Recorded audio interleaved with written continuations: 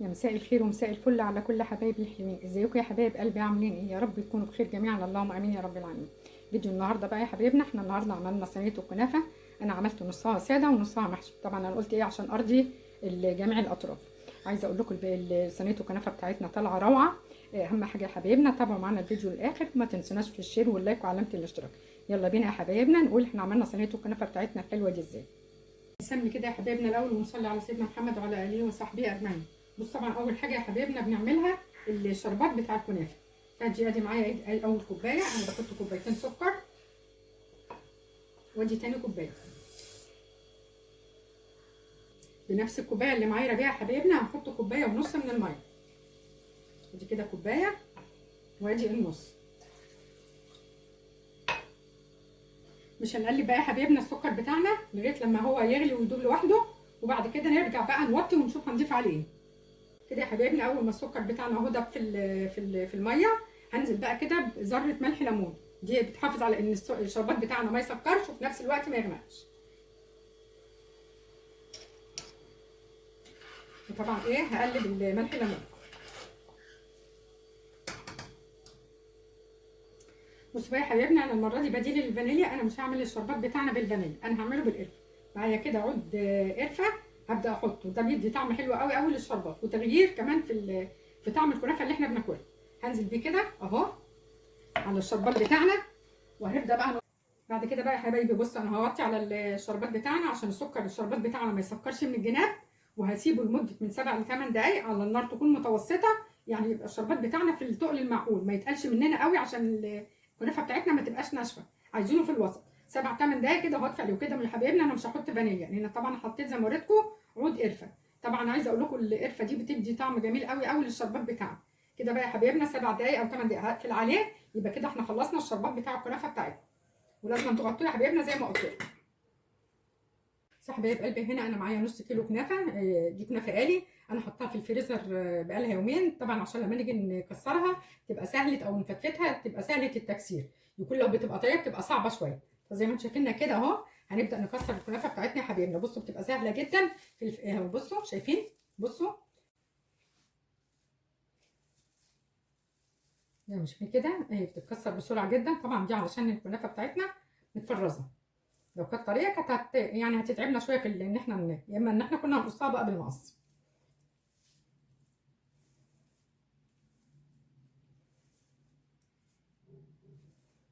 نخلصها بقى يا حبايبي وارجع لكم. بصوا كده ادي الكنافه اهي يا حبايبنا، زي ما انتم شايفينها كده. بعد ما اتفتت بالشكل ده هنبدا بقى ايه انزل عليها بمعلقتين كبار سكر بودر، ونبدا نقلب السكر مع الكنافه بتاعتنا زي ما انتم شايفين كده اهو يا حبايبي. عايزين السكر كله يخش في قلب الكنافه.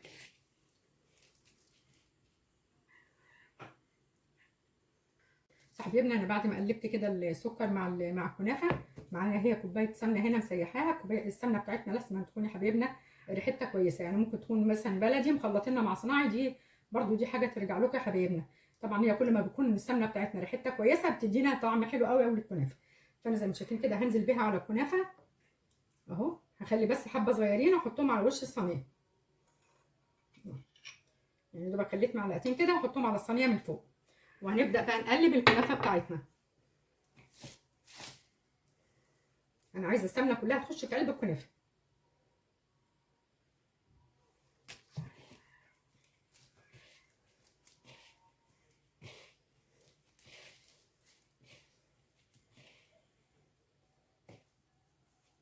بصوا يا حبايبنا كده انا بعد ما دخلت السمنه كلها في قلب الكنافه زي ما انتم شايفين كده، فركتها كلها حلوه قوي قوي مع الكنافه زي ما انتم شايفينها يا حبايبنا.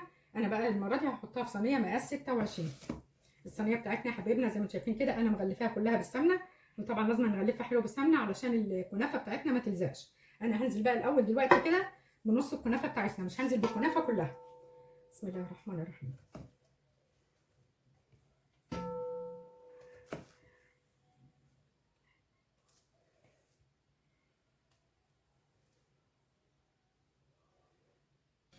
ادي كده يا حبايبنا اهو انا نزلت بنص الكنافه. طبعا انا عشان ارضي الاطراف كلها او ارضي حبايبنا، في جزء عندي بيحبها ساده وجزء بيحبها بالمكسرات. فانا هعمل نصها بالمكسرات والنص التاني هسيبه فاضي زي ما انتم شايفين كده. انا معايا هنا سوداني وزبيب. انتوا طبعا المكسرات اللي عندكم ممكن تحطوها، بس ما تحطوهاش على الطرف يا حبايبنا، بتحطوها كده لجوه شويه زي ما انتم شايفين كده اهو.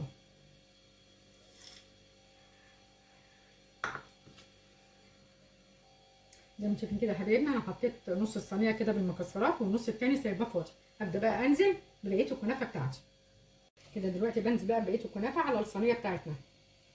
زي ما قلت لكم انا عامله نصها بالمكسرات ونص التاني هيبقى فاضي، بدل ما اعمل صينيتين فقلت اعملهم في صينيه واحده احسن وتبقى اسهل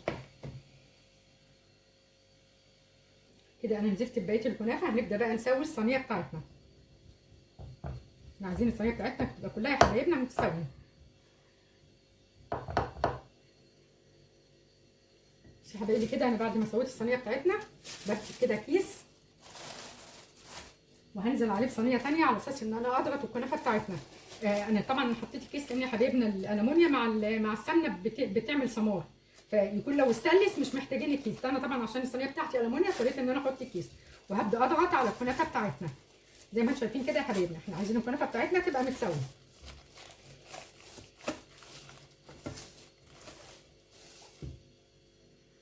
ادي كده يا حبايبنا بعد ما ضغطت على الكنافه بتاعتنا زي ما شايفينها كده متساويه خالص. بس لازم يا حبايبنا ننزل الاطراف من الجناب، ما نخليش الكنافه بتاعتنا طرف من فوق. بتنزلوها كده بايديكم، اما مثلا بمعلقه سيليكون ولا حاجه اهو. ما تخلوش طرف للكنافه خالص.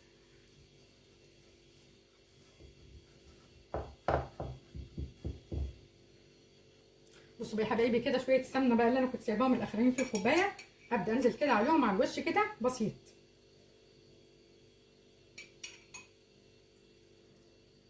طبعا السمنه من على الوش بتدي لون حلو للكنافه. ادي كده يا حبايبي اهو. انا بعد ما حطيت معلقتين السمنه وزعتهم على الوش، انا مسخنه الفرن دلوقتي تقريبا بقى له حوالي 7 دقائق. انا هحطها على الرف الاوسط في النص على درجه حراره 180. خلي بالكم يا حبايبنا في طبعا مروحه بتشغلوها، مفيش مروحه عادي مجرد ما بتلاقوها بدات تحمر من تحت بتشغلوا لها الشوايه. بتعرفوا منين يا حبايبنا؟ بتلاقوا ان الكنافه بتاعتكم هنا بدات تخلع كده من الصينيه من الجناب وبدات تحمر من هنا يا حبايبنا، تعرفوا ان الكنافه بتاعتنا استوت من تحت. بتشغلوا لها الشوايه بسيط، وممكن تحمر من تحت ومن فوق دي عادي. فانا هدخلها بقى الفرن زي ما قلت لكم على درجه حراره 180، واول ما تطلع هوريها لكم يا حبايبي. ادي كده يا حبايبنا اهي صينيه الكنافه بتاعتنا اهي زي ما شايفين هي طلعت من الفرن. طبعا الكنافه بتاعتنا بتبقى سخنه والشربات بتاعنا بارد. عايزه اقول لكم الشربات بتاعنا انا اصلا كنت عاملاه من بالليل. هبدا بقى اسقي الكنافه بتاعتنا. بسم الله الرحمن الرحيم.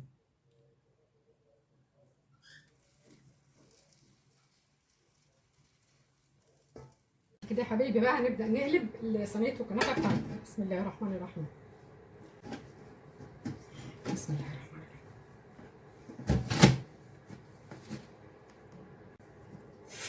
شفنا اهي يا حبايبنا، شايفين الكنافه بتاعتنا؟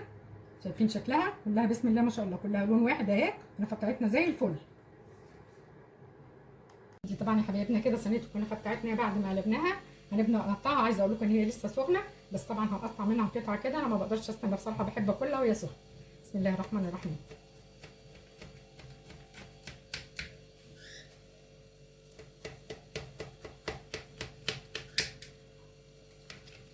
ادي الكنافه بتاعتنا هي يا حبايبنا. الكنافه بتاعتنا عايزه اقول لكم طالعه كنافه، طالعه ريحتها خطيره. طبعا عايزه اقول لكم الشربات لما بتعملوه بالقرفه بيدي طعم حلو قوي وريحه جميله للكنافه، طعمها روعه. ده كان الفيديو بقى بتاعنا النهارده يا حبايبنا. عايزه اقول لكم لو الفيديو بتاعنا عجبكم ما تنسوناش بقى في الشير واللايك وعلامه الاشتراك. اترككم في رعايه الله، والسلام عليكم ورحمه الله وبركاته.